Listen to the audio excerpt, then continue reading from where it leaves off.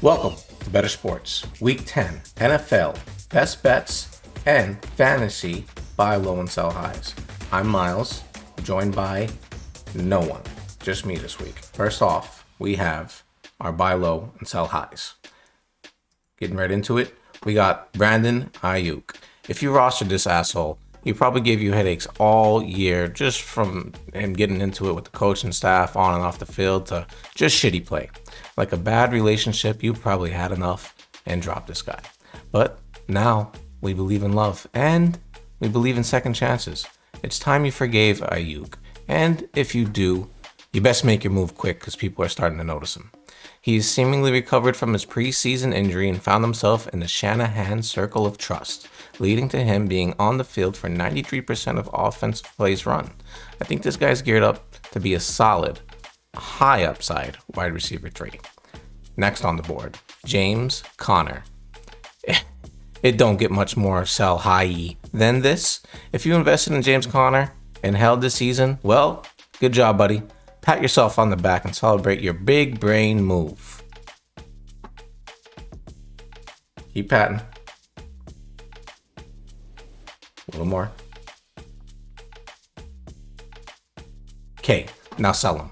He's been warming up a bit lately with 5 touchdowns in his last 3 games. This has been good to see as a Conner owner, but this is not normal. I would attempt to secure a stable low-end RB or wide receiver 2. Honestly, I take a stable RB3 or wide receiver 3. Get what you can get while you can, because he will return to his single-digit scoring ways sooner than later. Next up, DJ Moore.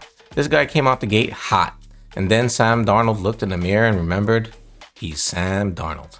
Since then, he's underperformed in the last 5 weeks. Whoever owns this guy in your league should be ready to move this guy. And, whoa, big update, Cam Newton is back. I'm not saying that Cam is good, and I would be just as excited if I heard this guy was replacing Darnold. So yeah, an upgrade at QB. Maybe he breathes some life into this Panthers team and gives everybody on this team a nice little boost. Plus, Carolina's schedule is about to get way, way better. Treat DJ as a wide receiver 2 moving forward and buy him low. And next up is the best bets. I won 1 and 2 last week, but let's not count last week. Please don't count last week. Last week was an anomaly. The Jags beat the Bills. Too many games. I don't even want to get into all of it. You watch football, right? You've seen what happened. It was ridiculous. Everybody lost money. But we're going to try to get some of that money back with my 3-team parlay. First off is KC at LV. Man, something is going on with the Chiefs. What looked like your average do every now and then crap out is looking more and more like it's the real thing. Yes, they've won 3 of their last 4 games, but they did so in just the ugliest possible way. They only put up 13 points against the Packers, who were missing 2 of their best cornerbacks. Mahomes just doesn't look confident throwing the ball. No big plays, just dodging disaster on a handful of those throws. I mean, he almost drew like 5 picks last game. Can I sit here and say Mahomes won't figure it out and get back to normal? No, I can't. But as of right now, I don't trust them. The Raiders are better than the last few teams they played, and these rivals usually play each other close. This is really a moneyline bet, but whatever, we'll take the points. Give me the Raiders. Next up is the Browns at the Patriots. The Pats are on a 3-game winning streak, honing in on an AFC East lead that is, and for the most part have been very consistent. Mac Jones has been solid, only posting 2 games with below 60% completions, and have seen enough help from the running backs, Damian Harris, to be considered solid contenders in this division. But Cleveland run defense is no joke. They're only allowing 84 rushing yards per game. That has a potential to make life hard for the Pats this Sunday. Mac Jones is going to have his hands full with Myles Gaskin closing his window for big plays downfield, while the rest of the defense does enough to get a win here. Give me the Browns. And finally, we got the Jags at the Colts. Listen, guys, every dog has its day. A broken clock is right twice a day. Think about it. And last Sunday, the Jags made the Buffalo Bills pay. That was a little rhyme there. In a week that was full of underdog upsets, that game was just something else. Well, back to reality. The Jags are one of the worst teams in the league. RIP Lions. They put up 4 sacks against the Bills, and odds of that lightning striking again this Sunday is not good. They're actually really bad. Why, you ask? Taylor will be running the ball so much down the throat of these Jaguars that they won't get a chance to get a sack. And we'll minimize all odds of turnovers in this one. There will be no upset here, boys. Give me the Colts.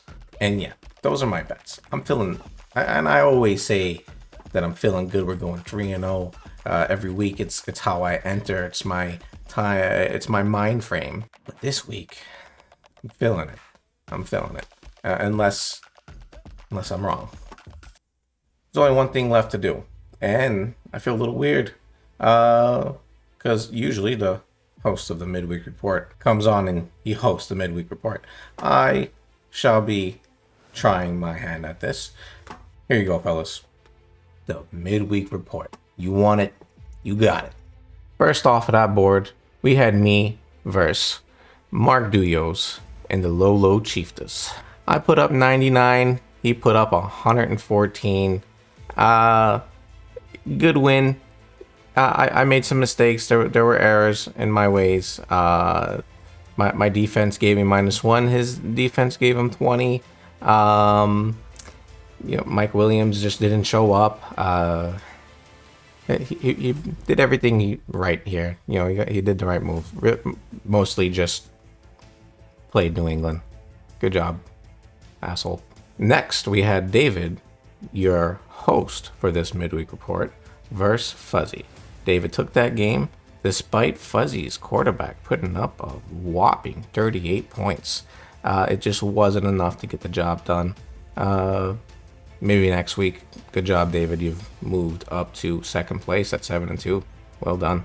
After that, we see Chris Soprano, Moose, taking on Zika Virus, PGA Chris, and despite another great QB performance in Justin Herbert's 35 points, it just, again, was not enough to seal the deal. Close win. Good job, Moose. You're on fire. You're actually in 4th place now. You've moved to 4th place with 5-4. You're actually ahead of me. I've been rooting for you this whole time. Maybe I gotta start, pushing you back a little bit. Maybe you're in the way now. Maybe that shit was cute when you were way in the back, but I don't know. You're too close for me. You're too close, man. You're too close, man. And then we had Balls beating Rocky 109-103. Another close game. His quarterback put up 30 points, and guess what? That was enough to get it done, along with some help from Kamara and Patterson. And then we seen Real Slim Brady, Andrew, take on Rambo and beat him 108-105 with a impressive missing performance by Nick Chubb. It was good to see. 30 points. Did just enough to get it done, just in time. Good job, Andrew. You've moved to 6, and you're officially breathing that playoff air. And then we see Mike Greensburg taking on I don't know what to even, this team. I don't even want to say that word. T-Balls. In the biggest blowout of the week, 125-74. This was a no-brainer. Easy peasy. Mike stays in 1st place, while Anthony just keeps an eye on 12th. Which brings us to the shit in the pants of the week. And we were just talking about it. Of course that was going to be shit in the pants of the week. And I mean, you have impressed. This is... You're making this not fun anymore. How much shit can we talk? I don't know where to go with this. There's not a lot of ways to go with this. But I mean, you have impressed with I think the lowest score of the season, 74. That's hard. This was a garbage performance. by a garbage team. Your team sucks. I think you've been the shit in the pants for the last 5 weeks. You had a break for 1 week, but I mean, you have no reason to be doing this. Don't do this again. Maybe you might get lucky. The Jags won last week. You could win and put up a high week and maybe get the high week bonus. Other than that, you're just sucking up good air. And that's it. You got your best bets, you got your buy low and sell highs, and your midweek report. See you next week.